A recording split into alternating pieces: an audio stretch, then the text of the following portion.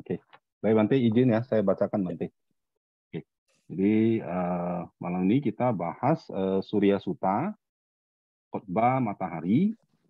Ini Bante menggunakan penomoran TTS ya, sepertinya ya. Buku pertama halaman 51 ya, Panggita Nikaya. Kalau di Konsili 6, penomorannya kelompok 2 nomor 10. Ya, sama sih isinya ya. Kita mulai ya, kita baca dulu. Pada waktu itu, di Sawathi, putra Dewa Surya ditangkap oleh Rahu, Raja Asura. Kemudian putra Dewa Surya pada saat itu pikirannya mengingat Bagawa dan ia mendaraskan syair ini. Terpujilah Buddha, oh pahlawan. Engkau telah bebas dari apapun. Aku telah menjadi tawanan. Mohon jadilah pelindungku.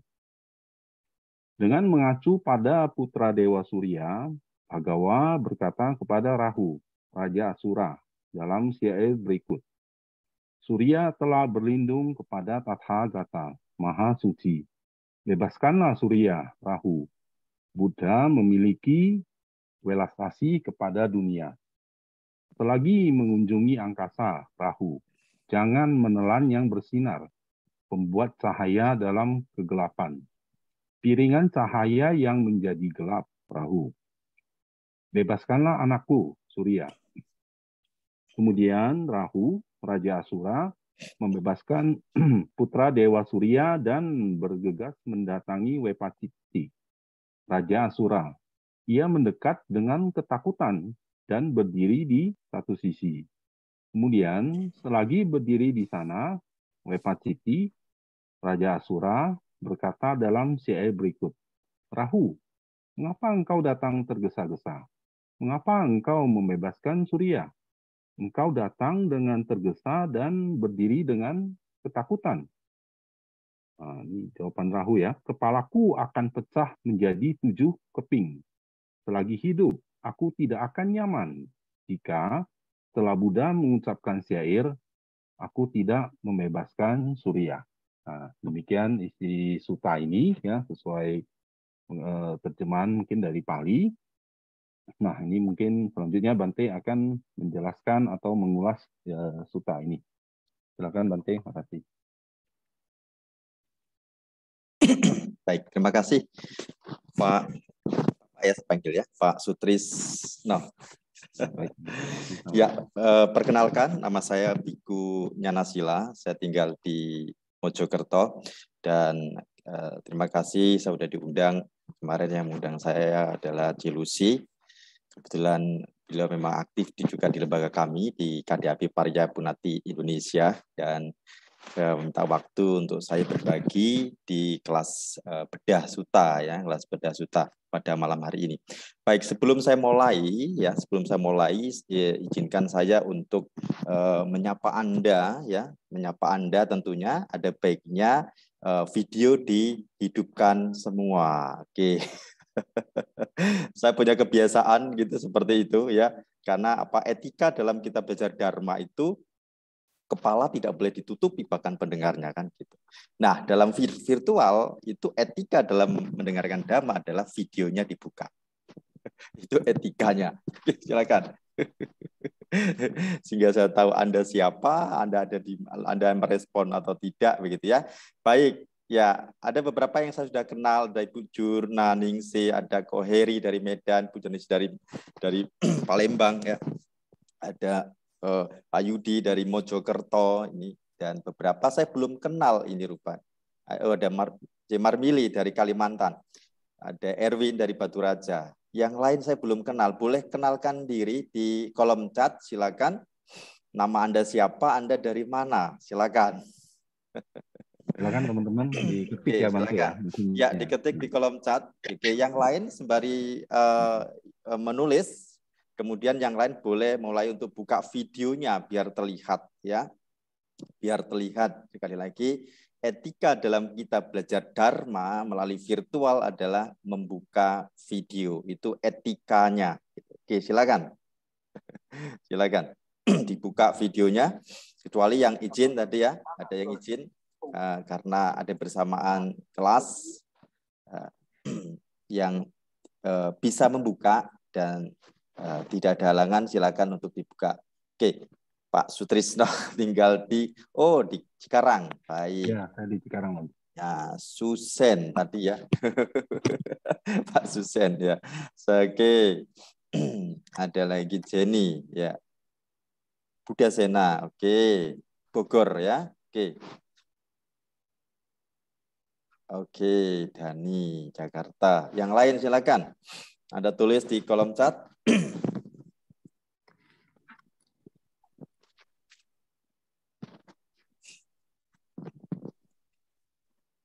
Oke, masih saya tunggu. Yang lain silakan untuk berbagi atau berkenalan dulu. Ya.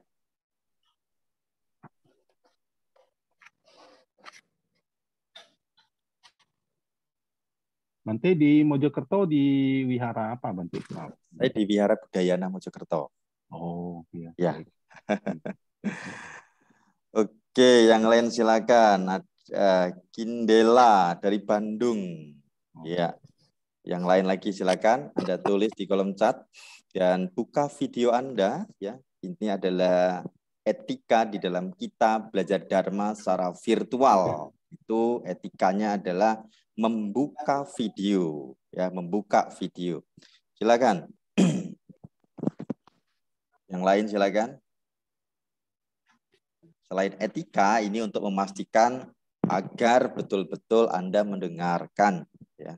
Karena pesan Buddha ketika akan membabarkan Dhamma pertama kali, beliau menjawab permohonan dari Brahma Sampati bahwa terbukalah pintu tanpa kematian.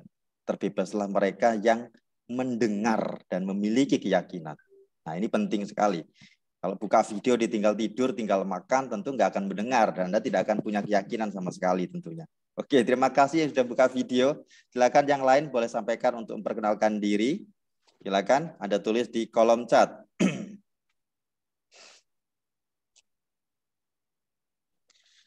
Baik, sembari menunggu yang lain untuk memperkenalkan diri dan membuka video, nanti bisa dibantu Pak Sutris untuk di chat masing-masing supaya buka video, ya, agar mereka juga konsisten dalam arti ikut terlibat aktif dalam pembelajaran pada malam hari ini.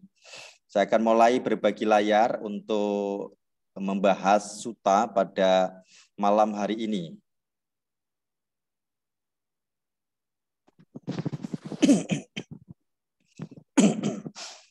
Ya, malam hari ini saya kebagian di bedah sutta dalam kitab Samyutta Nikaya ya, masih di buku yang pertama berkaitan dengan khotbah matahari ya, berkaitan dengan khotbah matahari. Ini khotbah yang singkat sebenarnya, sangat singkat sekali khotbah ini ya. Sangat singkat sekali, namun ketika kita membaca berulang kali tentang isi daripada sutta ini dan memahami secara mendalam poin-poin penting di dalamnya, ini memberikan satu ulasan yang sangat penting sekali yang nanti akan saya sampaikan juga kepada Anda. Baik, saya akan mulai berbagi layar pada Anda untuk malam hari ini. Kita akan mengawali dari kata sutanya dulu ya. Kalau dalam palinya tadi dikatakan Surya Sutta. Surya Sutta, saya menggunakan bahasa Indonesianya, jadi saya gunakan dengan khotbah matahari. Ya. Khotbah matahari, khotbah ini terdapat di Samyutta Nikaya, Samyutta Nikaya 1 ya, di khotbah matahari ini. Dan khotbah ini diberi nama tentang khotbah matahari ini karena berkaitan dengan putra dewa Surya. Ia adalah penghuni istana matahari, ya. Saya katakan di sini sebagai sahabat dari putra dewa Candima, dewa bulan, yang kemarin mungkin sudah dibahas ya Pak Sutris ya. Kemarin sudah dibahas ya terkait dengan Candima. Karena kalau saya melihat ini sebenarnya satu ini ya, satu persoalan. Ini bukan satu persoalan yang sama persis ini.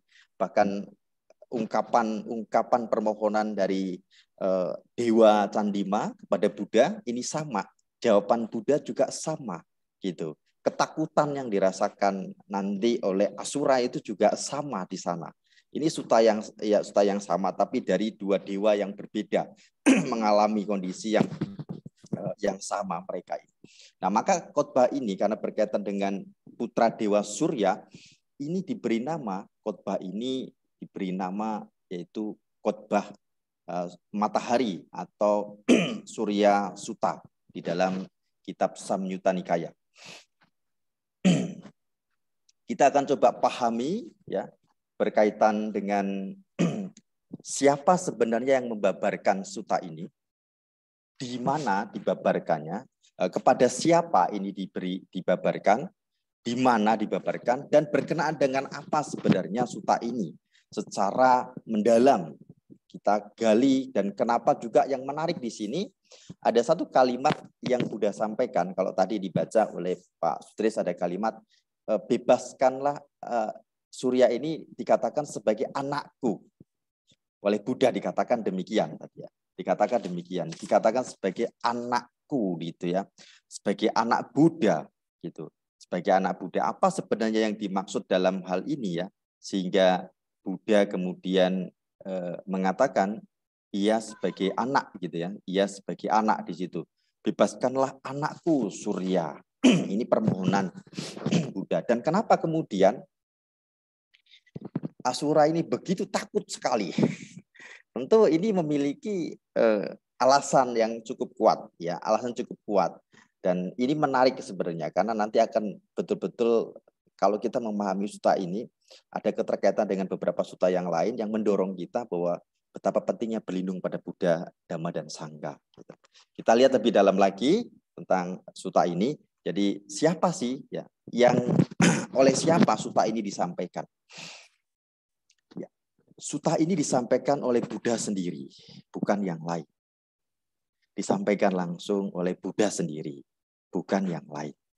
Nah, karena dalam hal ini Buddhalah yang dimintai perlindungan, permohonan, dan Buddhalah yang kemudian menyampaikan apa yang menjadi permohonan dari Dewa Surya itu.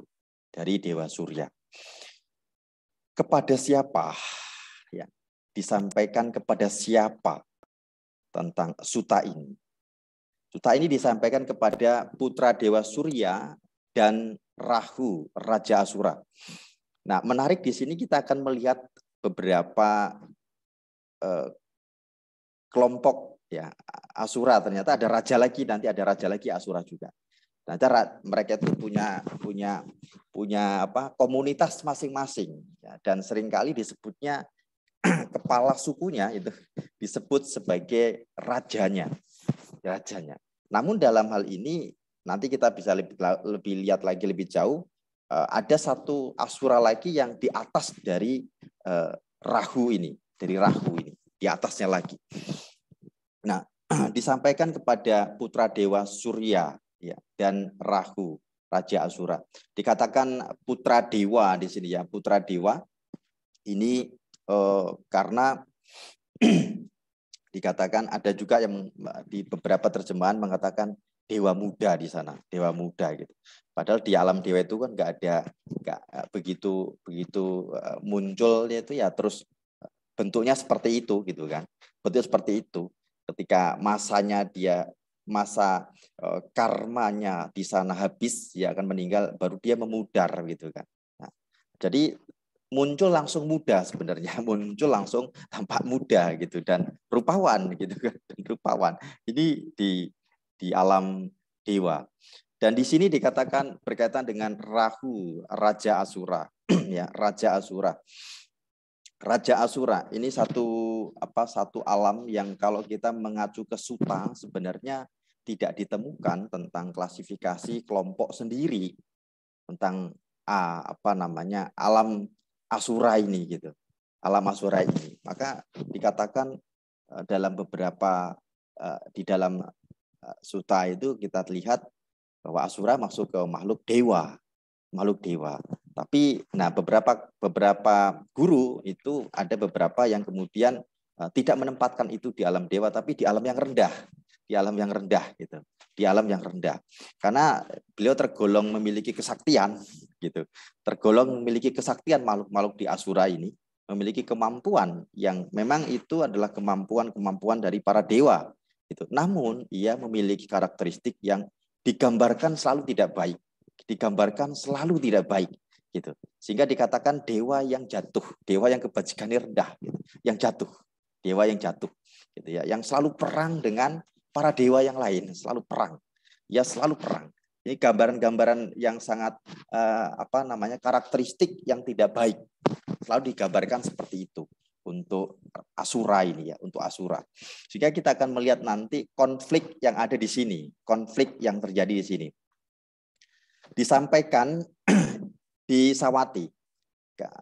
Semua khotbah yang disampaikan Buddha di Sawati itu selalu berada di tempat, yakni di tempat Anathapindika, di Jetawana, di taman milik Anathapindika. Di taman milik Anathapindika. Meskipun di dalam sutanya itu hanya disebutkan Sawatinya saja, tidak menyebutkan tamannya. Tetapi ini asumsi saya tadi membuka di kata-katanya juga tidak ada penjelasan kalau ada tambahan Jetawana Anathapindika juga tidak ada di kata-katanya. Saya buka. Namun ini asumsi saya dari kebanyakan suta. Dan di suta-suta sebelumnya di Sawati itu pasti ada di Jetawana, di taman milik Anathapindika. Maka suta ini disampaikan di sana. Di suta ini disampaikan di sana. Suta ini. Kalau waktu, nah ini waktu ya. Kalau berkaitan dengan para dewa yang hadir ingin menanyakan dhamma, kebanyakan itu menjelang subuh. Tengah malam itu menjelang subuh. Ia hadir. Itu memang waktunya untuk para dewa turun ketemu dengan Buddha dan lalu berdiskusi dhamma. Namun di suta ini saya tidak menemukan keterangan tentang hal itu. Ini terjadi karena pada saat malam gitu atau siang tidak ada. Tapi kalau melihat dari kasus yang terjadi di sini, tentu ini bukan sebuah peristiwa yang dikhususkan gitu. Sehingga ini tentu waktunya saya yakin tidak pada di mana waktu-waktu para dewa itu hadir gitu. Karena ini kasus yang genting gitu. Kasus yang genting. Kasus yang sangat genting sekali kalau kita lihat nanti. Nah, berkenaan dengan apa sebenarnya suta ini? Ini berkenaan dengan ditangkapnya putra Dewa Surya oleh Rahu, Raja Asura. Oleh Rahu, Raja Asura. Saya katakan di sini ditangkap ya, ditangkap atau ditawan gitu ya, ditahan gitu, ditahan atau ditangkap karena mengapa ini terjadi? Nah ini penting sekali. Kok kenapa tiba-tiba putra Dewa Surya ini ditangkap oleh Rahu, yang mana ia adalah Raja Asura? Apakah ia punya kesalahan? Apakah ia punya kekeliruan kepada Raja Asura ini? Nah, di dalam komentar itu dijelaskan bahwa Dewa Surya ini menghuni istana matahari yang begitu gemerlang cahayanya, selalu menerangi kegelapan. Menerangi kegelapan. Dan ini yang menimbulkan rasa cemburu, rasa iri dari Raja Asura Rahu. Rahu ini, Raja Asura ini juga disebut sebagai Rahu bulan juga di komentar. Namun saya lebih mengatakan dalam hal ini dia sebagai Rahu Raja Asura ini ya, Rahu Raja Asura ini. Nah, ia memiliki kecemburuan yang tidak hanya kepada dewa matahari ini, tetapi kepada dewa bulan, Candima. Ini yang suta sebelumnya sudah dibahas tentu dalam hal ini terkait dengan suta dewa bulan ini ya, dewa bulan ini. Dan Sama hal yang dilakukan. Ia mengalami kecemburuan, ya, muncul kedengkian, iri terhadap dewa surya ini. Sehingga ketika itu ia mendatangi, dikatakan ia pergi ke angkasa. Ia pergi ke angkasa. Pergi ke angkasa, di sana kemudian ia membuka mulutnya lebar-lebar, memasukkan istana itu ke dalam mulutnya. Bahkan dikatakan ditutup dengan tangannya, ditutup dengan mukanya. Sehingga seluruh isi istana para dewa para dewa surya ini, di istana matahari ini, mereka ketakutan. Mereka sangat ketakutan. Terutama putra dewa surya ini, ia sangat ketakutan sekali. Sangat ketakutan sekali ketika itu.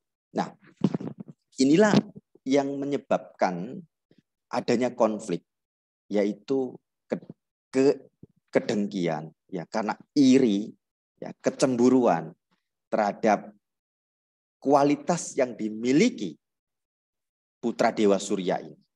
Sehingga kemudian ia mengerahkan kemampuannya sebagai makhluk asura di sini untuk membuat ia menjadi gelap. Disinilah yang dikatakan gerhana itu terjadi. Kalau ini dalam beberapa catatan lagi dikatakan demikian. Gerhana itu terjadi gitu. Mitos tentang hal itu gitu ya. Gerhana ini terjadi. Namun terlepas dari satu cerita kuno masa itu bahwa Raja Asura inilah yang kemudian memasukkan matahari ke mulutnya sehingga terjadi gelap gitu. Terlepas dari cerita ini, ada hal penting yang kita harus pahami, yakni berkaitan dengan persoalan batin yang terjadi di sana. Persoalan batin yang terjadi di sana. Yakni kecemburuan, iri dan dengki yang dimiliki Raja Asura terhadap putra dewa surya yang memiliki kegemilangan cahaya matahari. Ini yang menjadi satu konflik, ya, konflik yang mengawali. Sehingga ketika itu kemudian Raja putra dewa surya ini ditahan oleh Rahu, Raja Asura ini. Ia ditahan. Nah, berkenaan dengan inilah sebenarnya kemudian si dewa matahari ini, ya, dewa matahari ini memohon kepada Buddha. Memohon kepada Buddha. Sebelum ia memohon, ia memberikan pujian kepada Buddha. Jadi ketika ia mengalami ketakutan saat itu dari cengkeraman bahaya yang dilakukan oleh Raja Asura ini, di dalam pikirannya muncul ingatannya akan Bhagawa, akan Buddha. Ia ingat akan Buddha. Lalu ia mendaraskan syair yang merupakan permohonan kepada Buddha. Ia mengawali dengan pujian kepada Buddha. Terpujilah Buddha, oh pahlawan. Engkau telah bebas dari apapun. Aku telah menjadi tawanan. Mohon, jadilah pelindungku. Ini kalimat yang menjadi permohonan.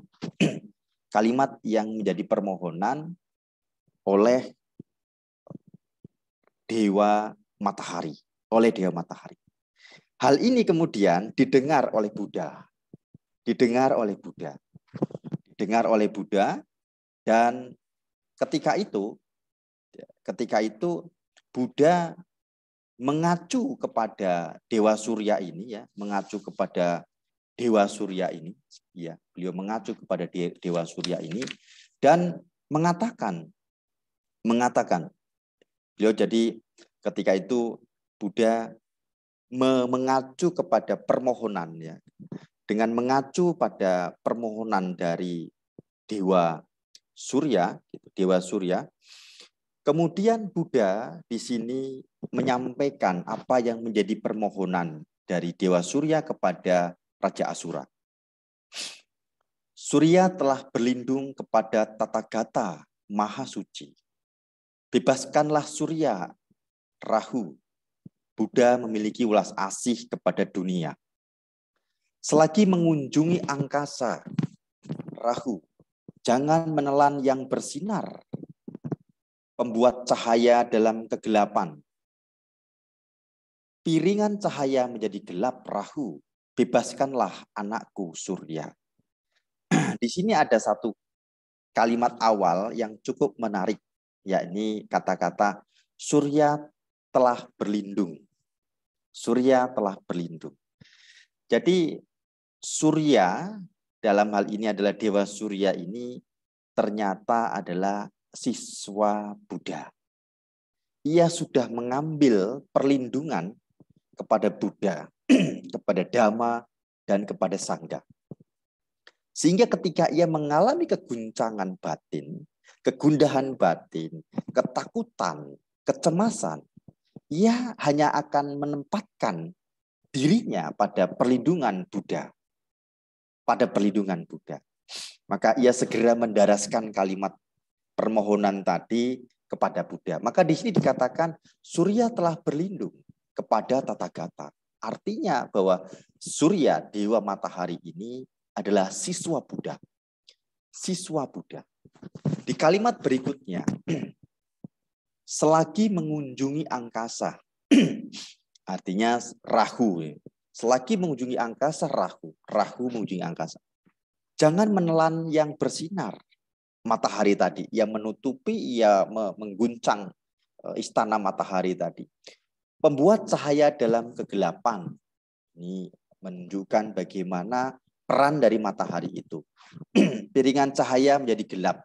Ini akibat dari apa yang dilakukan oleh Rahu, Raja Asura ini. Yakni piringan cahaya menjadi gelap. Menjadi gelap.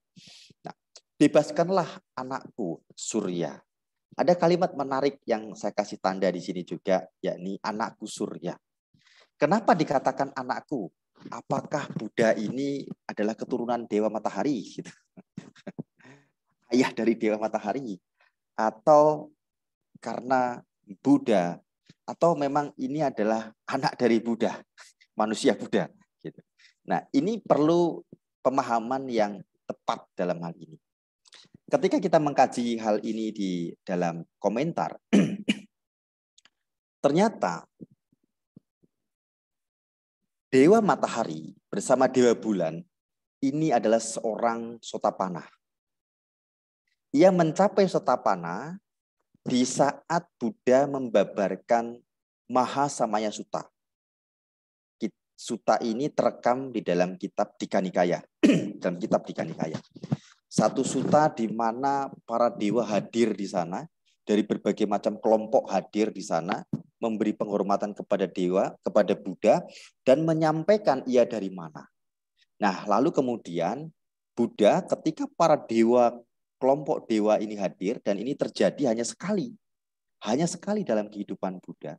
Mereka bisa berkumpul begitu banyak sekali, dan ini terjadi juga kepada Buddha-Buddha yang lain. Pada Buddha-Buddha yang lain. Momen itu Buddha gunakan untuk menyampaikan, menyebutkan kepada para biku siapa saja yang datang. Jadi Buddha hafal sekali. Kelompok dewa yang tenang duduknya seperti itu, ia adalah dewa ini dari ini gitu. Usia sekian, ia tahu semua gitu. Ia tahu semua. Sampai hal yang terkecil, bahkan ada kisah lain yang menarik di sini.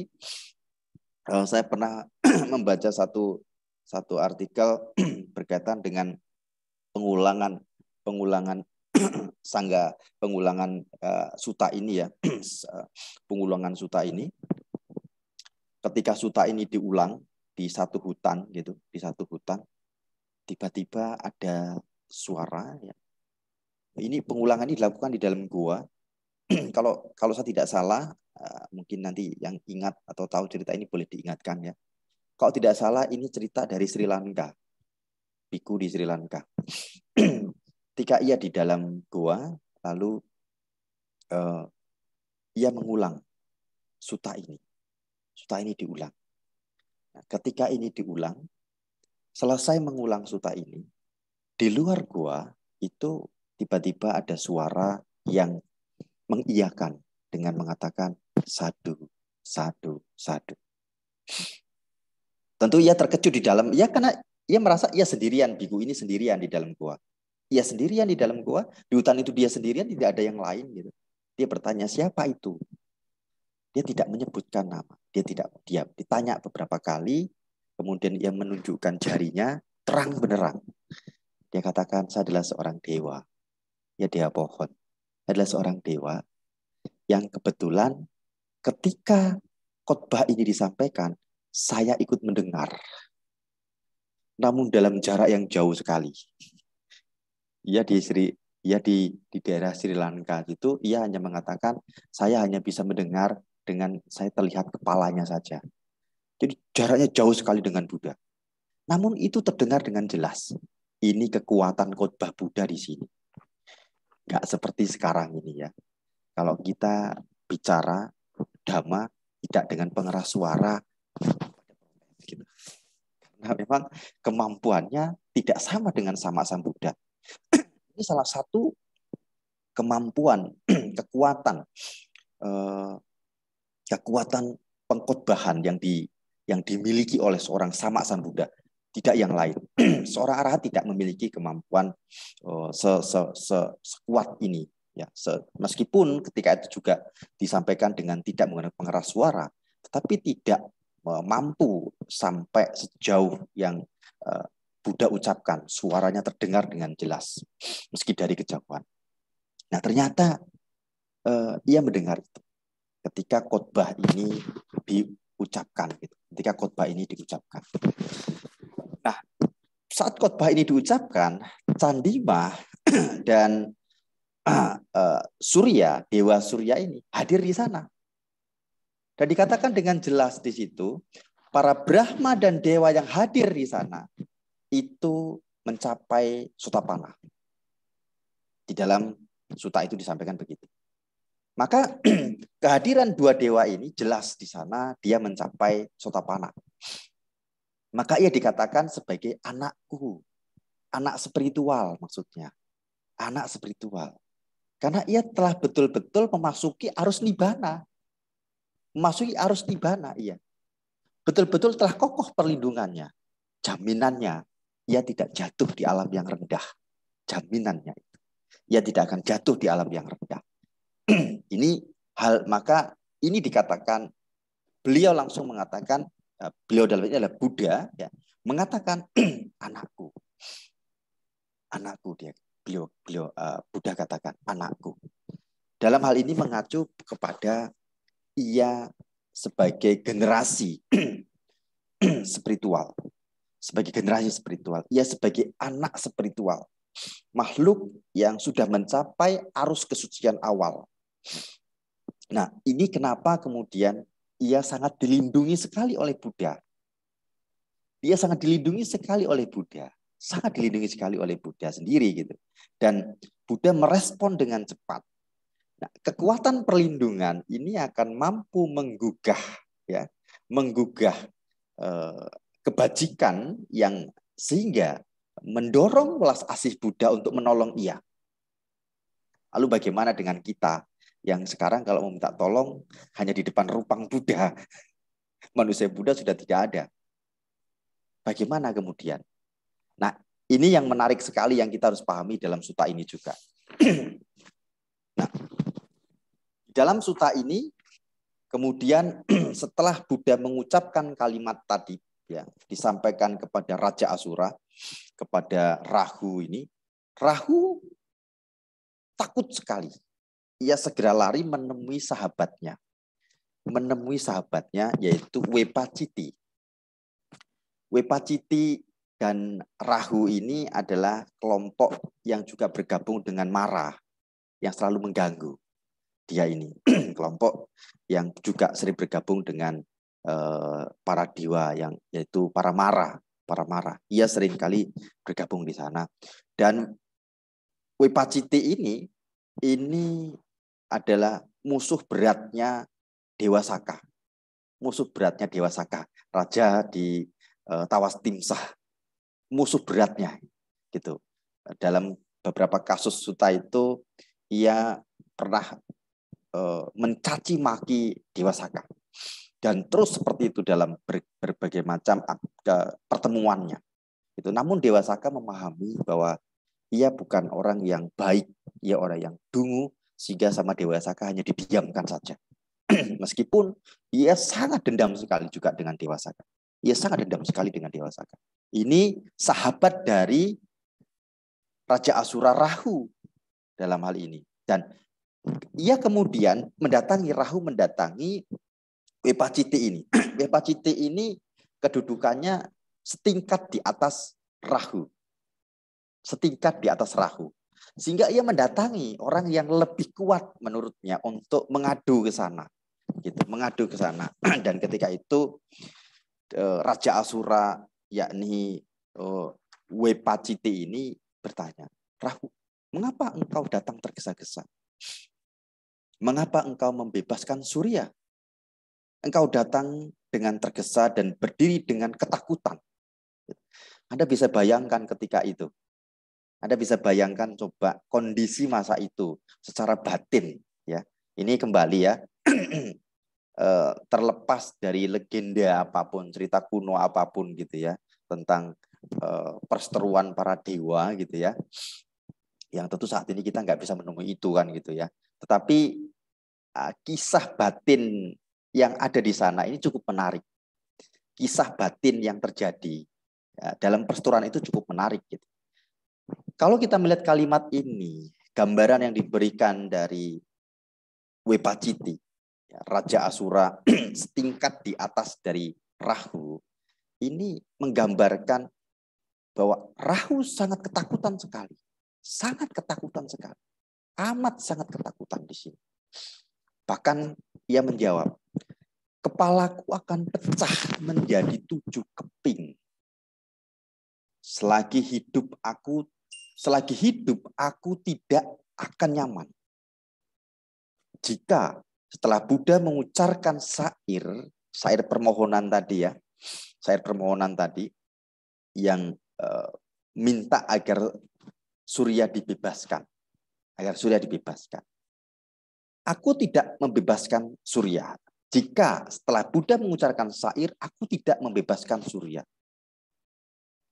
Kepalanya akan pecah menjadi 7 keping. Kalau kita menelaah ini secara utuh ya, menelaah ini secara utuh, Anda bisa bayangkan betapa jahatnya Buddha. Bisa bayangkan. Kalau kita menelaah ini secara utuh, Anda bisa bayangkan betapa jahatnya Buddha. Karena di sini dikatakan setelah Buddha mengucapkan syair permohonan itu, jika ia tidak membebaskan Surya, kepalanya akan pecah menjadi 7 keping. Bayangkan di sini. Betapa jahatnya, betapa kejamnya kalau kita menelaah ini secara utuh. Ya, tanpa memahami secara mendalam.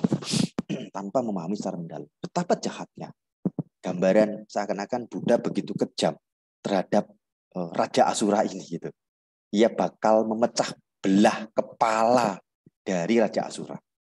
Kok jahat sekali kan gitu. Kalau kita menelaah secara mentah ya. Namun sebenarnya tidak demikian. Bukan Buddha yang melakukan. Bukan Buddha yang melakukan. Bukan sama sekali Buddha yang melakukan itu. Ini kalau saya menelaah ketakutan dari Raja Asura, Rahu ini, Sutta ini dibabarkan setelah khotbah Atanatya Sutta yang ada yang terekam di dalam kitab Dikha Nikaya. Nah, di sana itu jelas ada perjanjian. Mengatakan bahwa ada para yaka asura yang memiliki keyakinan pada Buddha dan ada yang tidak. Yang mana mereka juga ini sering mengganggu para siswa Buddha. Para siswa Buddha. Para dewa, para Brahma datang kepada Buddha dan setelah mereka berdiskusi dengan Buddha, mengapa ia melakukan ini? Buddha menjelaskan. Lalu mereka mengambil kesepakatan bahwa siapapun para asura, yaka yang mengganggu siswa Buddha. Ingat, Kata siswa Buddha ini artinya mereka yang berlindung pada Buddha. Pertama. Yang kedua adalah mereka yang sudah mencapai arus kesucian di sini. Nah, maka di sana dikatakan biku, bikuni, upasaka, upasika. Maka para jenderal Brahma, jenderal para dewa itu, ya, para yaka yang punya keyakinan pada Buddha akan membelah kepala asura atau yaka yang mengganggu, yang tidak punya keyakinan pada Buddha, yang mengganggu para siswa Buddha. Ini tekad mereka. Lalu mereka mengucapkan pujian-pujian di depan Buddha. Jadi ketika itu diucapkan, pujian ini diucapkan, maka ketika itu para raja dewa ini akan datang membantu memecah belah kepala makhluk asura, yaka, atau dewa yang lain yang tidak punya keyakinan kepada Triratna dan mengganggu para siswa. Nah, karena ungkapan inilah, maka dia dikatakan, kalaupun aku masih hidup, aku nggak nyaman. Karena ada kesepakatan di sana, ketika mereka itu akan dipecah menjadi 7 kepalanya, dan kalaupun mereka tidak mati, mereka akan dikucilkan dalam selama ia hidup. Akan dikucilkan. Inilah yang membuat ia sangat ketakutan sekali. Jadi bukan Buddha ini kejam membelah kepala dari raja asura, bukan sama sekali gitu. Tetapi ini berkaitan dengan kalau ini yang diucapkan, karena kalimat kata-kata terbelah ya kepala ini menjadi 7 keping ini sama seperti yang ada di dalam Atanatya Sutta, sama dengan yang di sutta itu. Pernyataan-pernyataan tentang komitmen dari para raja dewa yang ingin melindungi para siswa Buddha. Itu kenapa dalam berbagai tradisi kemudian gitu ya, ketika ada makhluk-makhluk yang mengganggu para siswa Buddha itu kemudian para biku mengucapkan Atanatya Sutta ini. Gitu, Atanatya Sutta, karena berkaitan dengan sejarahnya itu tadi, histori dari sutta itu terjadi gitu ya, terjadi dari histori itu. Dan saya diawali dengan mengundang dewa apapun yang ada di sana, dia pohon, dia bumi dan sebagainya, diajak untuk hadir, lalu diucapkan kalimat yang akan membantu kalimat yang mengingatkan kepada para dewa itu berupa pujian gitu ya. Pujian kepada Buddha Wipasi gitu ya, dan sebagainya gitu diucapkan. Kalimat ini diucapkan, ini menunjukkan satu kesepakatan yang sudah disepakati dalam Atanatya Sutta itu. Nah, maka kalau saya melihat ketakutannya ini, kenapa ia sangat amat ketakutan, ini karena berkaitan dengan komitmen yang sudah diucapkan oleh para makhluk dewa ya, para dewa dan Brahma ketika itu, para yaka, bahkan asura juga yang punya keyakinan pada Buddha, ia akan membelah menjadi 7 keping kepala para makhluk yang tidak punya keyakinan ini kepada Buddha, yang mengganggu para siswa Buddha. Inilah yang menjadi ketakutan yang amat sangat ketika itu. Sehingga permohonan Buddha kemudian dikabulkan oleh Raja Asura ini, yaitu Rahu. Dikabulkan, dilepaskanlah Dewa Surya ini. Ini adalah satu cerita di balik ketakutan yang terjadi yang dirasakan oleh Raja Asura. Kenapa ia kemudian melepaskan dan takut ketika Buddha sudah mengucapkan permohonan dan mengatakan bahwa bebaskan anakku Surya gitu, dan mengatakan ia telah berlindung kepada Tathagata Maha Suci. Nah, ketika kalimat ini diucapkan kemudian itu dilepaskan. Nah, Bapak Ibu dan sahabat Dharma, hal yang paling penting kalau kita memahami ini secara mendalam, mari kita tumbuh dan kembangkanlah keyakinan kepada Buddha agar para dewa melindungi kita tentunya. Mengapa? Karena bentuk keyakinan yang kita munculkan ini adalah salah satu salah satu indikator kesiapan kita mempraktikkan Dharma. Dengan kita mempraktikkan Dharma, artinya kita masuk ke dalam sangga, ke dalam jalan kesucian. Dengan kita masuk ke dalam jalan kesucian, di sanalah para dewa akan melindungi kita, menghargai kita, dan mereka akan sangat respect dengan kita. Maka itu menumbuhkan keyakinan kepada Buddha menjadi sangat penting sekali. Caranya adalah kita munculkan sebab keyakinan, yakni pengetahuan. Pengetahuan kita dapatkan dari belajar seperti pada malam hari ini. Maka semoga apa yang saya sampaikan ini bisa menjadi suplemen batin untuk menambah pengetahuan dan menumbuhkan keyakinan kepada Buddha, Dhamma, dan Sangha. Terima kasih. Saya kembalikan pada Pak Sutrisno. Silakan. Ya, ya luar biasa Bante dipaparkan dengan jelas ya, juga memberi nuansa ya, memberi kisah latar belakangnya dengan jelas ya. Saya rasa cukup sangat menarik dan sangat jelas ya. Tapi tentu saja pasti teman-teman juga punya pertanyaan, mungkin ada kata-kata atau pokok-pokok bahasan yang kurang jelas ya. Barangkali bisa ada kesempatan untuk tanya jawab ya Bante ya. Ya, silakan. Ya, silakan Bante kalau ingin bertanya langsung boleh ya, berurutan atau mau diketik di kolom chat juga boleh. Silakan. Tapi menarik Bante tadi ya, saya ambil catatan pernyataan berlindung ini satu indikasi keyakinan ya, keyakinan kita terhadap Buddha, Dhamma, dan Sangha gitu ya. Dan keyakinan akan bertumbuh seiring dengan pembelajaran gitu ya Bante ya. Ya. Baik Bante, makasih Bante. Ini sangat bagus pernyataannya. Silakan teman-teman, mungkin.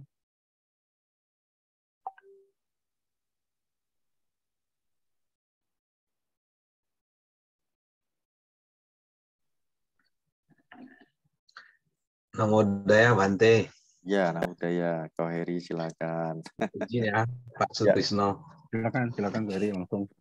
Bante. Tadi kan ada para yaka atau dewa dari Brahma ya, Bante ya, yang mau membelah asura yang mengganggu siswa Buddha. Nah, ancaman yang diberikan seperti itu, Bante, dampaknya ada nggak ya kepada para yaka itu? Demikian, Bante. Terima kasih.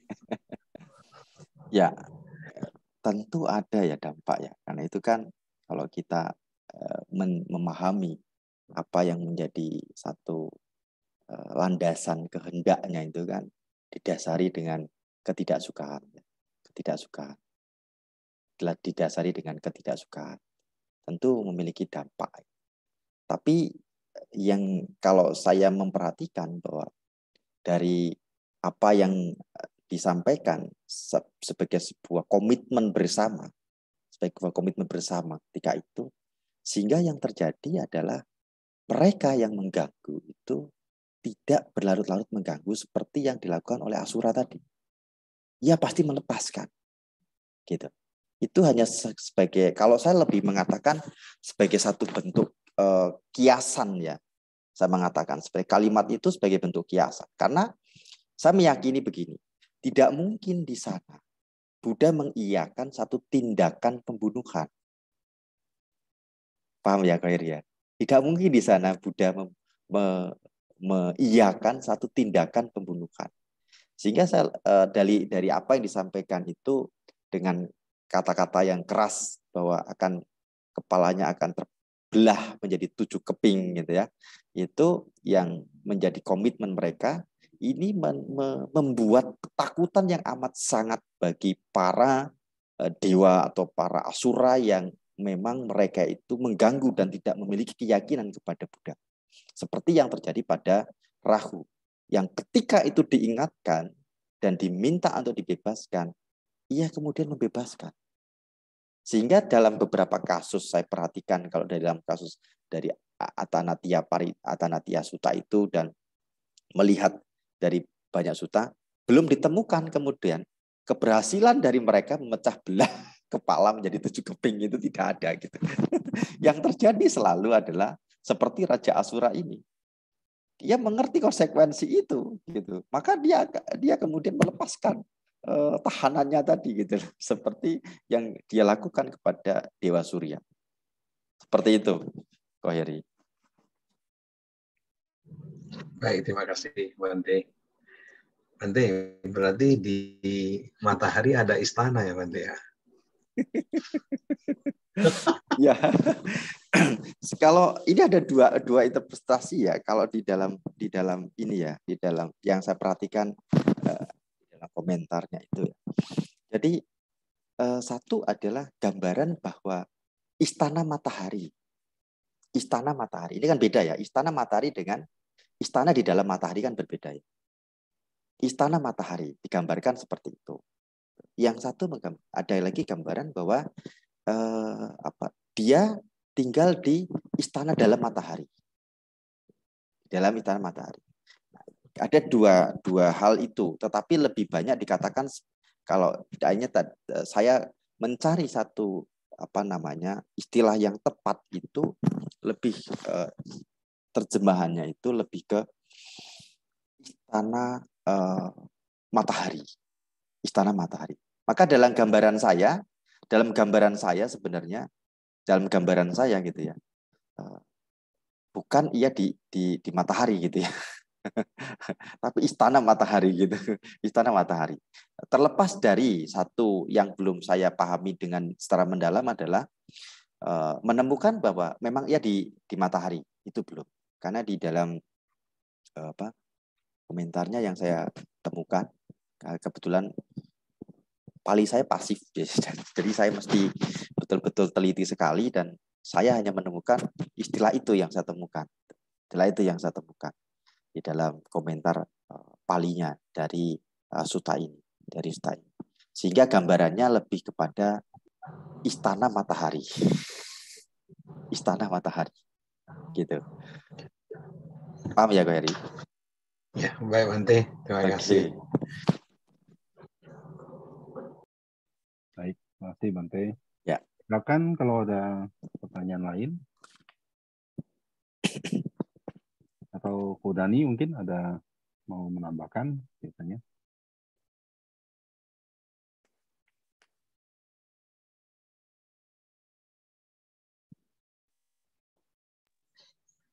Saya lagi ya Bante. Oh boleh, silakan.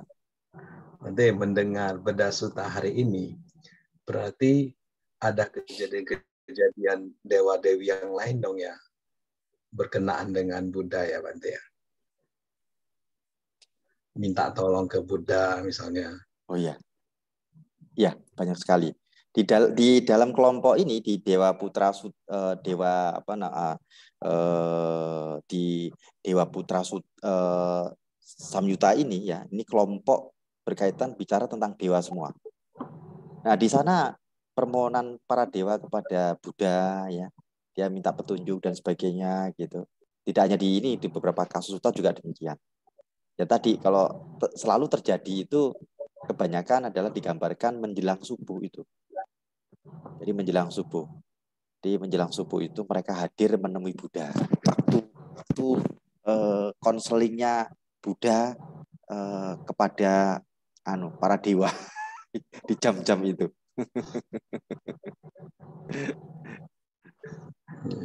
Seru ya Bante ya. Oh, iya. Seperti cerita film. Ya, kalau membaca sutta-sutta yang lain juga demikian. Dari kelompok ini ya, di dalam kelompok kelompok yang kita bahas ini ya, berkaitan dengan kelompok tentang dewa ini, itu memang gambaran-gambaran tentang dewa itu menjadi sangat jelas sekali di sana. Gambaran-gambaran gitu ya, gambaran tentang dewa. Karena di sini kan ini berkaitan dengan Dewa Putra Samyuta ini berkaitan dengan kelompok dewa muda. Nanti ada lagi kalau yang di awal itu kelompok dewa saja. Jadi ini semua dewa gitu ya. Berhubungan dengan dewa. Itu bisa Ko Heri bisa dibaca di di Samyutta Nikaya. yang dulu pernah saya kirim itu, yang e-booknya ada itu. Bisa dibaca di sana. Ya, ya. Oke, baik Bante. Makasih Ya. Bante.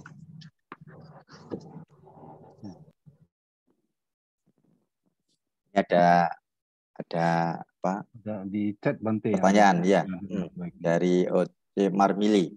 Ya. Nama budaya Bante mau tanya apakah bisa mencapai masuk arus tanpa memiliki keyakinan terhadap Buddha? Kemudian apakah tanpa ada pengetahuan bisa tumbuh keyakinan? Tidak bisa. Tidak bisa. Karena Buddha di sini bukan Buddha secara histori. Buddha secara esensi. Yakni batin yang tercerahkan. Bagaimana mungkin seseorang yang tidak yakin ada Jakarta, dia mau pergi ke Jakarta? Bagaimana mungkin orang yakin dengan Jakarta, dia mau pergi ke Jakarta? Bagaimana mungkin ia tidak memiliki pengetahuan tentang Jakarta, ada hal yang menarik di sana, dan dia tidak mengetahui itu. Kalau di sana ada hal yang menarik, dia tidak tahu. Bagaimana mungkin ia mau ke sana? Maka pemahaman Buddha di sini bukan Buddha secara histori sebagai manusia Buddha, tetapi Buddha secara esensi, yakni batin yang tercerahkan. Apakah kita yakin bahwa batin kita ini mampu, bisa bebas dari kelekatan? Nah, ini yang menjadi pertanyaan penting tentunya. Kalau bisa, ini yang menjadi tujuan. Kebebasan kelekatan inilah Buddha. Inilah Buddha. Padamnya akan apa yang menjadikan sebab kelekatan yang kekotoran batin ini adalah dhamma. Maka dhamma bukan berarti adalah kitab, bukan sama sekali. Tetapi secara esensi adalah padamnya kekotoran batin itu. Kalau kita yakin bahwa Buddha adalah batin yang bebas, gitu, dan batin kita ini bisa bebas juga, gitu, bisa padam. Maka ketika itu kita yakin pada Buddha, pada Dhamma.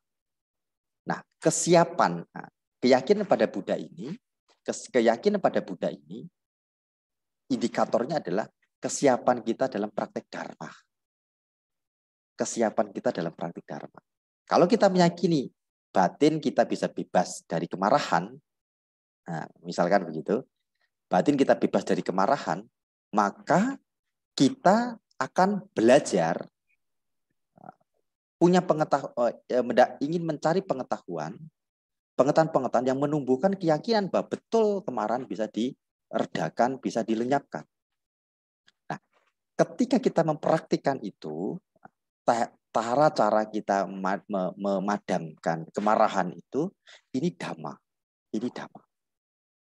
Nah, kalau kita nggak yakin bahwa kemarahan bisa padam, kita nggak mungkin mempraktekkan instruksi tentang padamnya kemarahan. Maka bentuk keyakinan pada Buddha adalah praktek Dharma. Praktek Dharma. Ketika kita masuk dalam praktek Dharma, di sanalah kita masuk dalam jalan Arya Sangga. Dalam jalan Arya Sangga. Maka hal yang tidak mungkin, orang ingin memiliki kebebasan batin tanpa punya keyakinan pada Buddha.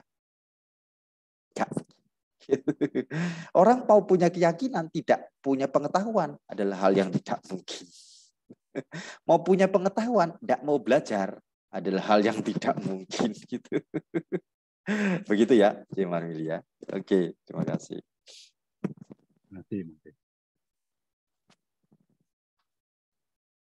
Silakan, mungkin teman-teman yang lain.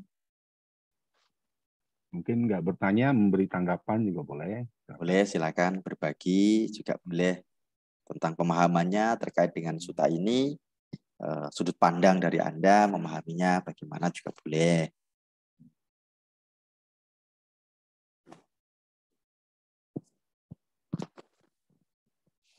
Kalau nggak ada, mungkin izin saya bertanya, Bante. Boleh, silakan Pak Sutrisno. Tadi ada satu kalimat yang agak menarik ya, Bante. Dikatakan para Buddha berbelas kasih terhadap dunia. Nah, ini sebelumnya kan bebaskan Surya, Rahu gitu ya. Para Buddha berbelas kasih terhadap dunia. Ini kenapa Rahu yang ditangkap tapi Buddha menyatakan belas kasihnya kepada dunia. Ini kira-kira ada apa tanggapannya atau ada penjelasannya nggak, Bante? Seperti itu. Ya, berkaitan dengan pernyataan Buddha ya, yang Nah, tadi mengatakan bahwa Surya telah berlindung kepada Tathagata Maha Suci. Selagi mengunjungi angkasa, Rahu jangan menelan yang bersinar gitu ya. Ya. Di sini Buddha mengatakan bahwa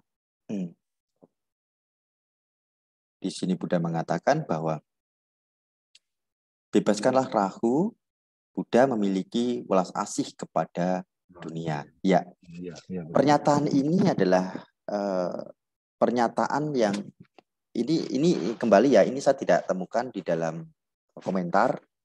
Ya, ini hanya interpretasi saya. Interpretasi saya melihat sutta ini. Yang pertama, ini mendorong.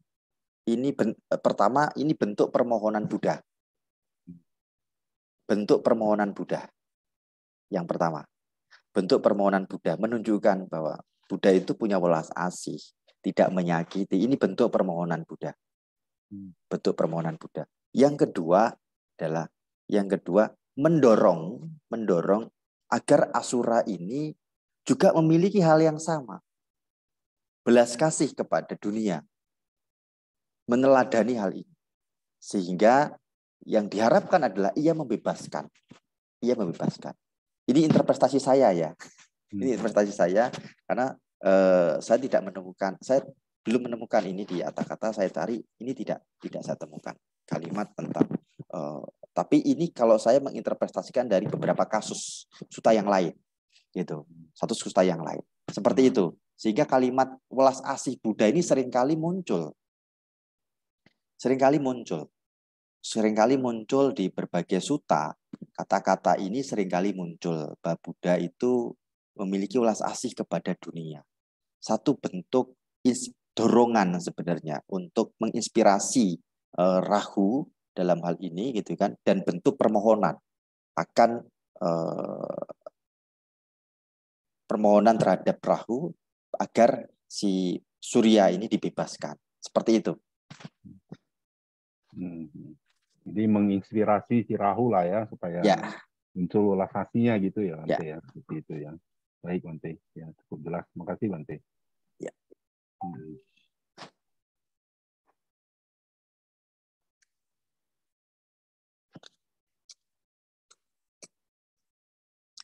Tadi menambahkan yang pertanyaan tadi ya. Jadi tentang Sotapanna tadi ya. Karena dalam Sotapanna itu salah satunya adalah keyakinan yang kokoh kepada Triratna.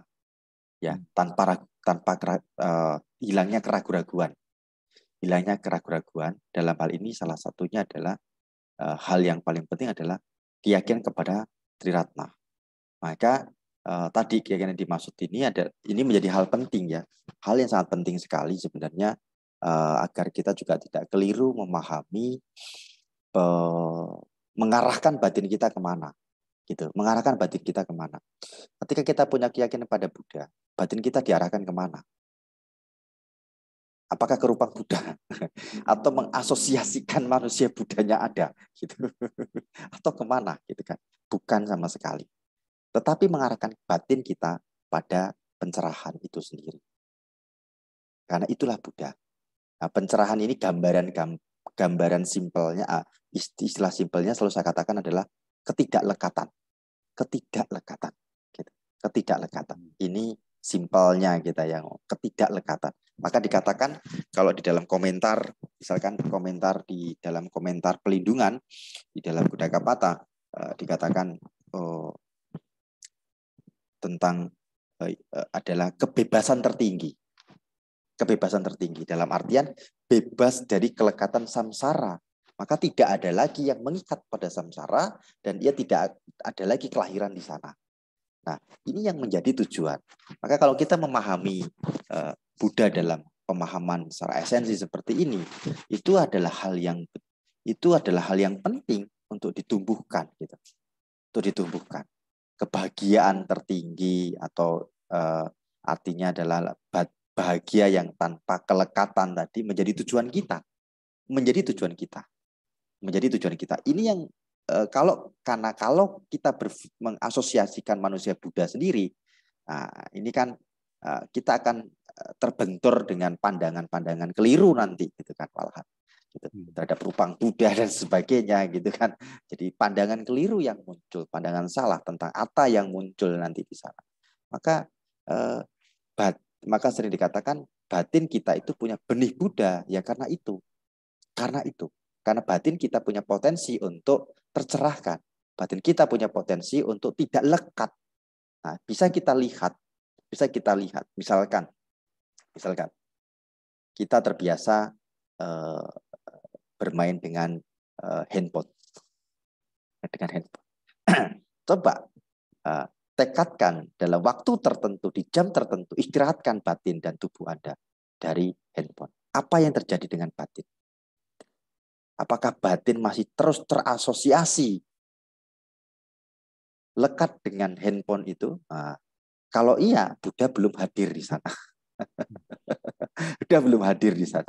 Tapi begitu diletakkan handphone, kita tenang. Gitu. Bahkan batin diarahkan pada nafas, itu menjadi jelas, tidak terbawa pada handphone kemudian, gitu, tidak gelisah karena handphone. Nah, kita berhasil membebaskan satu belenggu di sana. Dan di sanalah benih Buddha itu. Kita bisa melihat, oh ternyata bisa. Ternyata bisa. Berarti yang lain bisa. Gitu. Yang lain bisa. Nah, hal yang lebih besar berarti bisa. Nah, termasuk kelekatan akan keindahan dunia. Karena indahnya dunia ini dikatakan duka, gitu kan.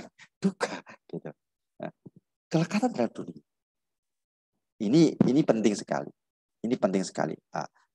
Cara kita memahami begitu. Sehingga perlindungan pada Buddha, Dhamma, dan Sangha itu bukan mengasosiasikan Buddha dari sosok manusia Buddha di depan kita, bukan. Bukan sama sekali. Tapi batin yang bebas dari kelekatan. Dan ketika kita mengarah ke situ, kita sudah mengarah pada Dhamma. Dan ketika kita berada di situ, pada praktek itu, saat itu, kita ada pada jalan kesucian berunsur 4. Supatipano, Ujupatipano, Nyayapatipano, Samijipatipano. Nah, dia dikatakan ini jalan kesucian. Ini jalan kesucian. Maka mulai dari hal yang kecil, dari hal handphone, dari hal makan itu. Nah, makan seringkali saya tekankan makan misalkan itu implementasi dari kebenaran mulia yang kedua adalah makan berdasarkan kebutuhan, bukan keinginan. Ini cara kita untuk mulai masuk ke dalam praktek Dhamma. Hal kecil seperti itu, termasuk hal yang lain. Ini sebagai tambahan saja untuk mengimplementasikan gambaran tentang pelindung itu bukan di luar diri kita, tetapi betul-betul real dalam keseharian kita. Dan dari hal-hal yang terkecil. Seperti itu. Terima kasih. Terima kasih, Bante. Ya, otomatis karena Buddha sendiri udah bebas dari kelekatan, berlindung pada beliau, ya artinya kita juga mengarah kepada hal itu ya, Bante, ya, maksudnya ya. Baik, Bante. Terima kasih, Bante. Nah, tapi sering juga kalau ini kan tadi pertanyaannya mengenai apakah bisa menjadi pemasuk arus tanpa keyakinan terhadap Buddha. Sering orang menanyakan begini, Bante, bagaimana dengan Paceka Buddha, Bante? Paceka Buddha kan muncul mungkin di masa-masa belum ada sama-sama Buddha, tapi bisa jadi seorang Buddha bahkan gitu ya. Nah itu bagaimana, Bante? Ya. Apa yang seorang Paceka Buddha yakini gitu, Bante? Yang ia yakini adalah sama Buddha, pencerahan. Pencerahan. Karena Buddha di sini dalam pemahaman secara esensi bukan dikelompokkan dalam sisi kualitas kapasitas sawaka, paceka, sama sang Buddha bukan, tetapi lebih kepada esensi batin yang tercerahkan. Gitu. Seorang paceka Buddha harus punya pelindungan yang utama yaitu batin yang tercerahkan. Hanya saja bedanya ia dengan usaha sendiri ya. Ia tidak mengembangkan kapasitas dalam hal kemampuan untuk mengajar Dhamma. Tidak. Gitu. Ini yang membedakan saja. Gitu. Ya, sangat masuk akal, Bante. Jadi bukan individu atau sosok Budanya ya, Bante ya. Jadi mungkin kualitasnya atau ya gitu ya. Baik, Bante. Silakan teman-teman. Namo Buddhaya. Ya, nama budaya Bu Jona ya. Silakan Ya, langsung. Ya. nama budaya Bante. Oh, Selamat budaya malam. malam-malam. Bante, saya mau tanya Bante. Kan di dalam alam Asura ini kan ada tingkatan Bante ya, yang ada Raja Asura Rahu Bante ya. Di atasnya ada Wipasiti Bante ya. Nah, di atas Wipasiti ini ada lagi nggak Bante yang lebih tinggi lagi tingkatannya? Ya, Raja Bante, makasih. Baik, ya. Harusnya ada ya Bu Juna. Cuma saya tidak menemukan ini ya secara spesifik karena selalu pengelompokannya begini Bu Junani. Ya. Selalu begini. Mereka punya kelompok-kelompok dari masing-masing makhluk ini, ya punya kelompok sendiri. Lalu selalu menyebut kepalanya ini adalah sebagai raja. Iya. Sebagai raja, itu sebagai raja. Apakah ada raja yang tertinggi itu, yang lebih lagi? Kemungkinan iya. Itu kemungkinan iya. Saya hanya katakan kemungkinan karena selalu mengatakan demikian. Hanya dalam kasus Suta ini ya di dalam komentarnya itu mengatakan ia datang kepada Asura yang satunya ini karena ini setingkat lebih tinggi dari dia gitu. Setingkat lebih tinggi dari dia karena ada kata-kata di sana itu ada kata-kata yang sama yang mengacu pada kata-kata raja. Saya menggunakan kata-kata raja di sini ya. Meskipun dalam beberapa interpretasinya itu sebenarnya adalah tuan daripada tuan atau kepala suku gitu ya atau kepala kelompok gitu dari para Asura, kelompok Asura gitu, dari kelompok Asura. Kalau dalam bayangan saya adalah mereka punya kelompok masing-masing gitu dan punya dari kelompok masing-masing ini mereka punya satu kelompok dengan kelompok yang lain ini juga saling ini sehingga ada level yang seperti yang terjadi di sini gitu. Apakah ada yang paling tertinggi? Tentu ada gitu ya, tentu ada gitu ya. Tentu ada tentunya gitu. Kalau melihat dari pengelompokan itu, tapi apakah ada satu yang paling tinggi? Kalau saya melihat dari beberapa kasus yang ada di cerita tentang Asura ini kok tidak rasanya gitu. Tidak hanya masing-masing itu punya dikatakan tinggi ini kadang-kadang begini berdasarkan pengikutnya. Banyaknya pengikut biasanya begitu atau kekuatannya biasa begitu kok dari beberapa kasus Asura itu. Seperti itu Bu Junaning sih. Ya, makasih Bante. Selamat malam. Nama budaya. Terima kasih Bante. Ya. Nama budaya Bante. Ya. Bante, saya mau tanya. Boleh dibuka videonya? Boleh dibuka videonya? Boleh Bante. Ya, buka videonya ya. Oke. Udah Bante. Ya. Saya mau tanya Bante. Ada kan kemarin itu kan ada Candi Masuta dengan Surya sama ini kan Surya Suta. Pertanyaan saya gini Bante, apakah kejadiannya sama atau tidak? Itu yang pertama. Yang kedua, yang ingin saya tanyakan kan gini, apakah satu dulu Bante, yang satu dulu karena yang kedua saya udah lupa. Yang pertanyaan pertama dulu Bante. Makasih Bante. Baik, ya. Tadi saya katakan di awal bahwa memang Suta ini ada kesamaan, bukan ada kesamaan, sama persis. Sama persis. Jadi sama persis kasusnya. Sama persis ya. Permohonannya juga sama gitu. Lalu kata-kata Buddha juga sama yang disampaikan, permohonan ke Buddhanya sama. Permohonan Buddha kepada Asura ini juga sama. Asura yang sama juga yang melakukannya ini menggoncang istana mereka ini juga Asura yang sama gitu ya. Asura yang sama. Ini kasus yang sama. Kalau saya jadi saya tidak menemukan keterangan apa ini satu kejadian satu kali kejadian gitu ya, tidak. Tapi ini kejadian yang terpisah. Kejadian ini tidak sama persis gitu ya, dalam arti tidak dalam satu ketika itu dua istana ini digoyang gitu ya, tidak gitu, tetapi bergantian kalau saya memperhatikan dari dua sosok yang berbeda ini gitu. Hanya memang karena keduanya ini memiliki keyakinan yang kuat kepada Buddha gitu ya, dan mereka berdua memang seorang Sotapana, sehingga ungkapan yang disampaikan juga sama kemudian di sana. Karena juga ini kepada orang yang sama kemudian di sana Buddha menyampaikan hal yang sama. Bisa dipahami ya di sini ya, Pak Asen ya. Bisa Bante. Pertanyaan keduanya nih Bante. Ya. Motifnya apa Bante? Motifnya. Karena kan nggak. Apakah di kata-kata ada nggak? Motifnya apa untuk itu Bante? Makasih Bante. Ya, motifnya adalah iri ya, dengki, ya, kecemburuan karena melihat dewa bulan ini memiliki kecemerlangan cahaya yang luar biasa. Dewa matahari juga demikian. Ia ingin memiliki itu. Sehingga inilah mengapa ia melakukan tindakan untuk menutup gitu. Digambarkan istana matahari dimasukkan dalam mulutnya, ditutup dengan mukanya, dengan tangannya, dengan wajahnya, begitu digambarkan seperti itu.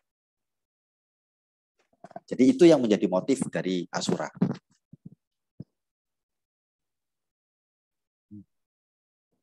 Masih di mute? Kenapa Dewa Surya atau Dewa Bulan pun tidak meminta tolong kepada Raja Saka? Kan rajanya kan, kenapa kepada Buddha? Maksudnya logiknya kan kalau kita ada masalah kan kepada Raja Saka, kepada raja kita dong. Enggak seperti Rahu ini kan ke City. Mas Bante. Baik. Ya, di dalam di dalam sairnya itu ada kalimatnya begini. Kalau saya tidak salah ingat ya pasnya ya, kalimatnya itu Nusati Mano. Ya. Nah, kalimat ini mengacu pada bahwa ketika itu muncul dalam perenungan gitu ya. Muncul dalam perenungan dewa ini adalah Bhagawa, Buddha. Karena ia memang seorang Sotapana. Ia adalah seorang Sotapana. Maka di sini dikatakan pikirannya mengingat, saya menggambarkannya seperti itu. Pikirannya mengingat Bhagawa. Gitu. Ketika dia dalam ketakutan, pikirannya mengingat Bhagawa. Maka itulah kenapa ia kemudian memohon kepada Buddha, bukan kepada Raja Saka. Karena ketika itu yang muncul dalam pikirannya adalah Buddha. Mengapa? Jelas di sini karena ia memang memiliki keyakinan pada Buddha, terbukti ia adalah seorang Sotapana. Seperti itu. Kalau nggak salah dalam Jajaga Sutta juga gitu ya Bante ya. Raja Saka bahkan menyuruh mengingat Buddha juga. Ya, gitu ya betul di Majjhima Nikaya itu ya. Ya, betul. Jajaga. Ya, Jajaga di dalam Majjhima Nikaya. Ya, betul. Ya. Ada lagi pertanyaan Bante di chat ya. Oke. Mohon dijelaskan ini dengan kekuatan semua Buddha, semoga para dewa melindungi kita. Apa ada maknanya? Apa kalimat ini ada maknanya apa gitu? Ya.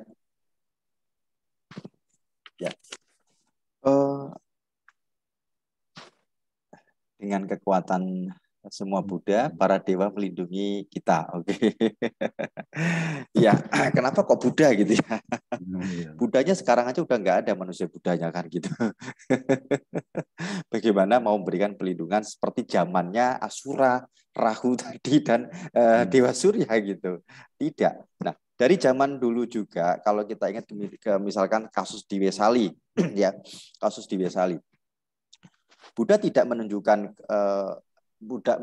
menunjukkan kesaktian-kesaktian yang dia miliki, tapi lebih menunjukkan nilai kebajikan yang harus dikondisikan di sana, gitu ya.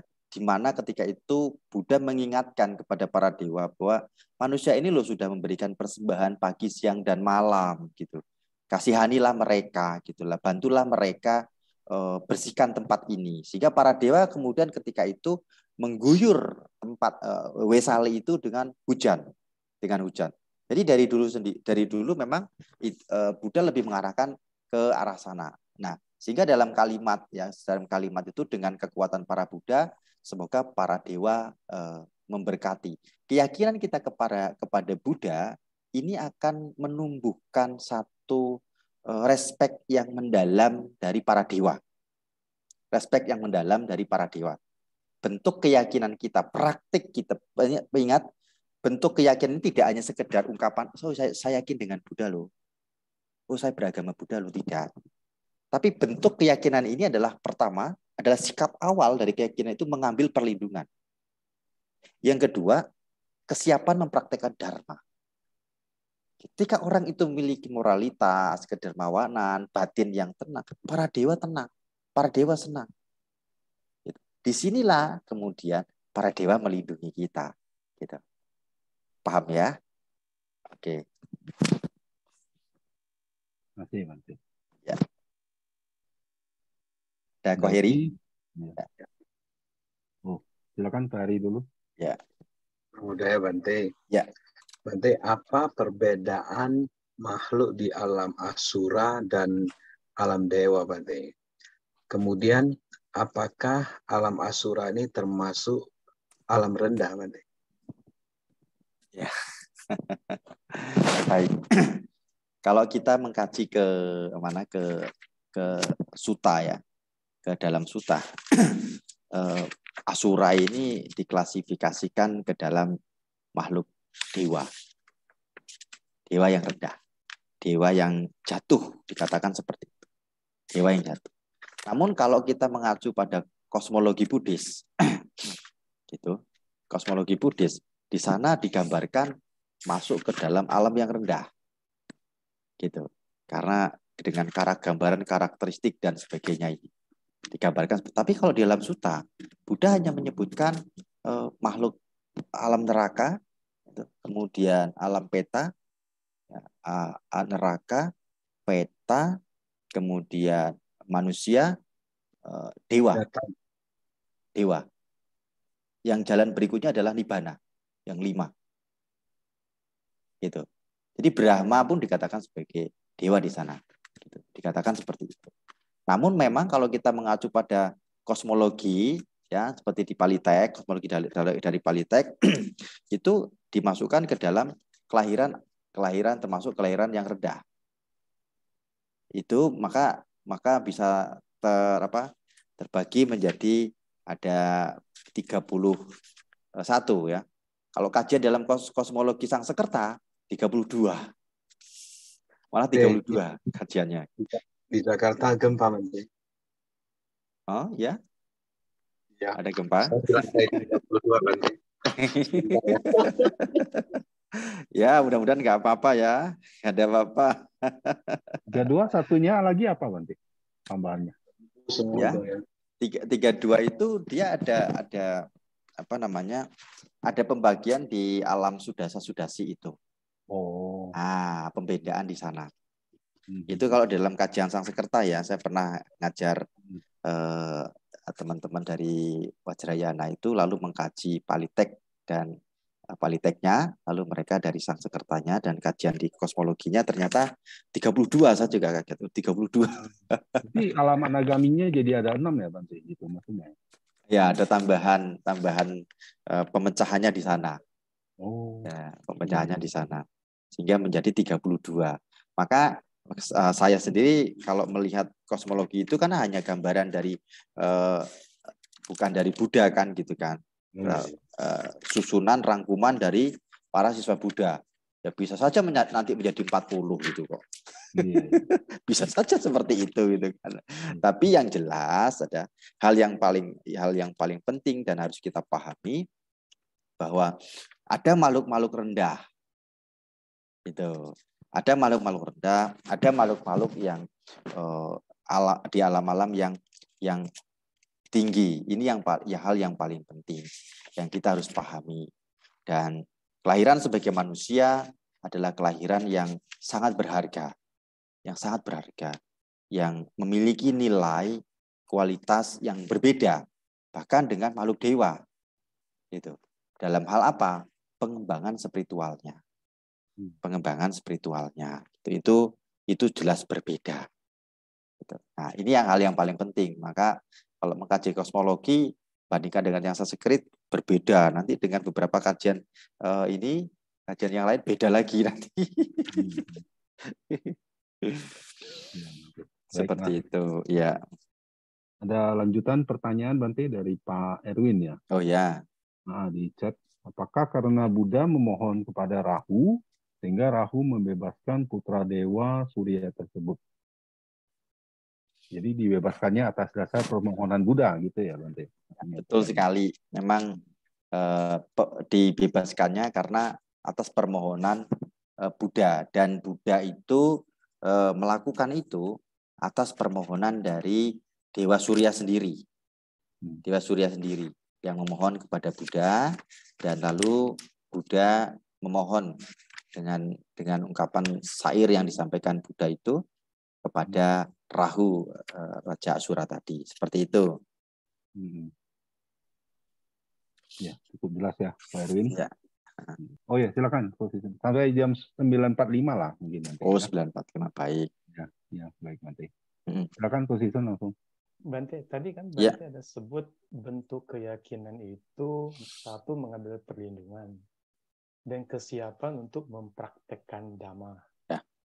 Nah, bagaimana kita menumbuhkan kesiapan kita untuk terdorong mau mempraktekkan Dhamma yang kita baca atau yang kita pelajari, Bante? Terima kasih. Ya. Ada dua pengetahuan yang harus kita, saya selalu menggambarkan begini, dua pengetahuan itu adalah pengetahuan intelektual. Pengetahuan intelektual ini adalah pengetahuan yang kita dapatkan dari kita mendengar Dhamma seperti ini. Kemudian pengetahuan dari kita membaca literatur kitab-kitab Tipitaka. Ini yang harus menjadi landasan penting. Jadi pengetahuannya itu adalah pengetahuan, meskipun secara intelektual, itu adalah pengetahuan yang mengarah pada nibbana. Tidak yang lain. Jadi ketika kita mengulas kitab pun, pengetahuan yang akan membawa kita pada keyakinan untuk ke Buddha itu adalah pengetahuan yang mengarah pada nibbana. Ini catatan penting. Gitu. Catatan yang sangat penting sekali. Ini pengetahuan intelektual pun harus pengetahuan yang seperti itu. Maka kalau kita itu belajarnya adalah berbagai macam bentuk pemahaman tentang kebajikan yang mendorong pada kelahiran di alam surga, ya pasti tujuan kita ke surga. Karena gambaran dalam pemikiran kita, keyakinan kita kan itu gitu ya. Nah itu pasti ke sana. Gitu. Pasti ke sana gitu. Misalkan di dalam ajaran di luar Buddhis. Ajaran di luar Buddhis itu yang dijadikan sebagai satu ujungnya adalah gambaran surga. Keindahan surga. Pemahaman-pemahaman tentang itu. Maka itu yang menjadi tujuan mereka. Nah, itu menjadi tujuan mereka. Dan maka kita memahami bahwa alam surga itu masih merupakan alam yang masih mengikat kita terus-menerus pada penderitaan samsara. Kita memahami itu. Bagi kita yang sudah memahami akan jebakan-jebakan yang ada di sana, istilahnya gitu ya. Duka-duka di sana itu. Terdorong untuk lepas. Apakah bisa? Nah, apakah bisa ini kita harus menemukan satu gambaran rule yang jelas. Dengan membaca literatur Tipitaka tentang Buddha, ya tentang bagaimana Buddha mencapai pencerahan itu, bagaimana Siddhartha misalkan mencapai sama-sama Buddha, bagaimana misalkan para siswa itu mencapai Sawaka Buddha, dan mereka berhasil di sana dengan berbagai kualitas-kualitas batin yang dicapai. Gitu. Nah, kita memiliki gambaran, oh ini pemahaman secara intelektual. Nah, pemahaman intelektual ini tidak mampu merubah pandangan kita dan tidak menyelamatkan kita. Tidak sama sekali. Makanya meskipun orang itu hafal Tipitaka sebagai aktivis Buddhis pun kadang-kadang masih marah-marah gitu. Karena apa? Tidak paham Buddha Dhammanya, tidak paham. Tapi yang merubah kita hanya pengetahuan empiris. Pengetahuan yang didapat dari praktik. Di mana kita mengerti betul. Misalkan marah. Kemarahan. Kita tahu betul kemarahan seperti apa. Menderitanya batin bagaimana. Hilangnya kebahagiaan dan munculnya batin yang menderita seperti apa. Konsekuensi di sosial seperti apa. Ketidakpercayaan orang. konsekuensi di kehidupan mendatang seperti apa. Gitu. Sehingga mendorong kita untuk praktik. Begitu kita praktik, loh ternyata nggak marah itu enak, gitu. Bahagia. Nah, ini pengalaman yang akan mendorong kita. Ini kan pengalaman kenibana, padamnya kemarahan, mendorong kita ke sana. Terus akan mendorong kita ke sana. Maka tumbuhnya keyakinan agar kita betul-betul bisa masuk dalam praktik. Yang pertama adalah belajar secara intelektual. Namun perlu tahu yang dipelajari apa dulu. Kalau yang dipelajari hanya cara baca parita, yang dipelajari itu hanya sembahyang, ya nggak bisa. Nggak bisa. Yang dipelajari adalah bagaimana praktek-praktek dharma dilakukan oleh para siswa Buddha ketika itu. Apa instruksi Buddha dan sebagainya. Seperti hal-hal seperti itu. Misalkan kita membahas Satipatthana, misalkan. Itu kan cukup jelas. Instruksi yang diberikan seperti apa, bagaimana, hal apa yang dicapai di sana. Itu kan cukup jelas. Itu pengetahuan-pengetahuan yang mendorong pada nibbana. Sehingga ketika kita mengetahui ada kebahagiaan yang seperti itu, lalu kita dorong diri kita ke dalam praktik untuk mendapatkan pengalaman empiris. Pengalaman empiris inilah sebenarnya sebagai yang sering saya katakan sebagai sikap awal dalam keyakinan. Karena pengalaman empiris inilah yang melindungi kita. Perlindungannya ada di sini. Maka keyakinan pada Buddha itu adalah kesiapan mempraktekkan dharma. Jadi diawali dari pengetahuan intelektual. Lalu dorong diri kita masuk ke dalam praktik. Ke dalam praktik. Dari hal-hal yang kecil, hal-hal yang sederhana saja. Gitu. Menghindari pembunuhan dan sebagainya. Dengan pemahaman bahwa yang tumbuh dalam batin kita itu pemahaman-pemahaman yang mengacu pada jalan mulia berunsur 8. Ya, ini pembebasan. Bahasa praktek dharma, menghindari pembunuhan ini bukan karena mau masuk surga.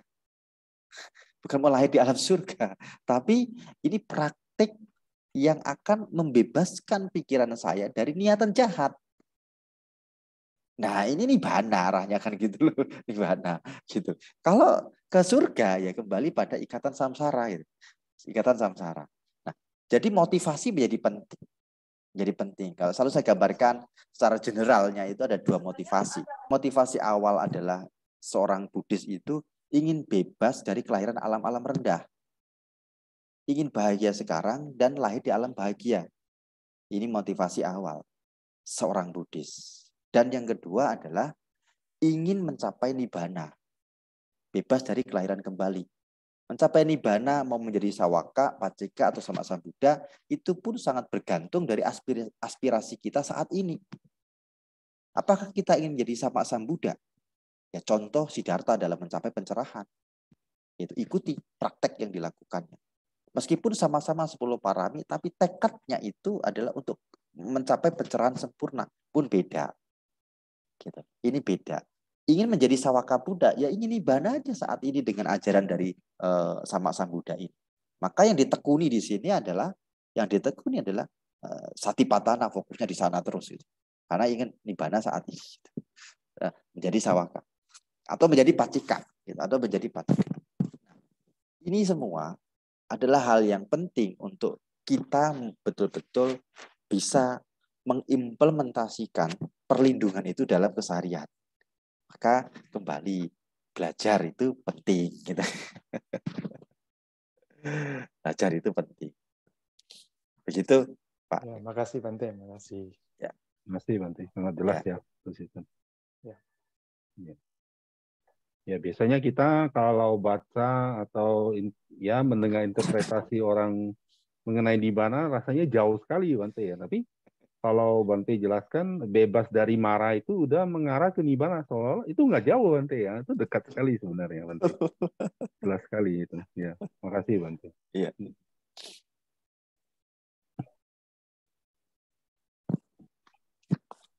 Ya, mungkin masih ada pertanyaan, kalau ada boleh satu ya, karena waktunya juga. Nanti katanya besok mau pagi-pagi mau ini juga ya, masih ada urusan ya Bante ya. Nah, jadi mungkin nggak terlalu larut juga kita.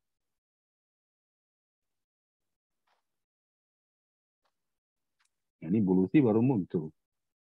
Iya. Bante, maaf. Oke. Baik, ada pertanyaan? Itu ada dari Ko Erwin, mau tanya, Resen. Oh, udah. Oh, Resen ya? Oh, silakan Pak Erwin. Pak Erwin, silakan. Selamat malam Bante, Namo Malam. Buddhaya. Ya. Mau menanya lanjutan yang tadi Bante yang saya ketik di chat Zoom itu. Yang ingin saya tanyakan, berarti Buddha itu memohon itu karena meminta belas kasih kayak gitu Bante ya kepada Rahula tersebut ya Bante. Ya, Rahu. bukan Rahu. Ya, Rahu tadi. Ya. Apakah permohonannya itu karena belas kasih kepada untuk semua makhluk begitu sehingga Rahu ini tergerak batinnya itu sehingga rela melepaskan sang putra dewa itu. Apakah seperti itu Bante yang isi dari permohonannya itu Bante? Ya. Terima kasih Bante, Namo Buddhaya. Sebenarnya kalau cara pandang dari Buddha kan belas kasihnya itu bukan memohon belas kasih, bukan. Tapi lebih kepada karena welas asih dari welas asih Buddha kepada dunia dikatakan di sana kan. Kepada dunia. Artinya bukan mohon belas kasih, bukan. Tetapi karena welas asihnya gitu ya. Kenapa seperti itu? Melihat tindakan yang dilakukan, ancaman yang dihadapi oleh Dewa Surya, tindakan yang dilakukan ini akan membahayakan mereka dalam kelahiran-kelahiran yang rendah. Belas kasih maka dikatakan belas kasih kepada dunia, dan Buddha akan mendorong tentang ketidakkejaman itu. Gitu. Sehingga tapi kalau melihat kasus yang Sutta ini ya, bahwa Rahu itu melepaskan bukan karena munculnya welas asih dia kepada Dewa Surya, bukan gitu ya, bukan.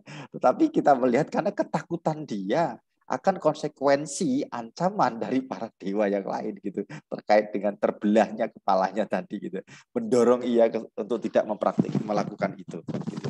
Tapi Buddha menunjukkan, tapi yang dilakukan Buddha adalah bentuk belas kasih kepada Rahu juga, karena belas kasih beliau maka dikatakan kepada dunia dan kepada Rahu juga, karena ketika ia melakukan tindakan itu, dunia gelap dikatakan kan gitu, dunia gelap.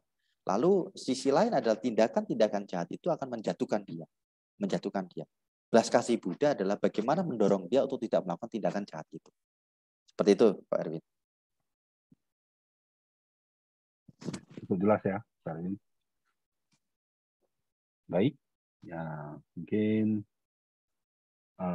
cukup ya, Bante, sampai di sini. Ya, baik, terima kasih. Makasih Bante ya, kita sangat bahagia ya. Semoga di kesempatan lain Bante bersedia untuk membahas sutta-sutta yang lain gitu ya. Bila perlu tiap minggu juga boleh Bante. Baik. Terima kasih Bante. Ya, sama-sama. Namo Buddhaya, terima kasih Bante. Terima kasih Bante. Sama-sama. Terima kasih banyak Bante. Ya, Cilusi, terima kasih. Terima kasih Bante. Ya. Terima kasih Bante. Baik, terima kasih. Terima kasih Selamat malam. semuanya. Saya pamit ya. Baik Bante. Mari. Selamat malam. Baik Bante. Ya, teman-teman juga makasih udah bersedia hadir ya. Kita setiap Selasa ada bahas sutta dan berurutan terus. Kalau ada kesempatan silakan bergabung. Atau jika ingin ikut serta jadi yang membahas juga boleh, nggak apa-apa. Gitu ya.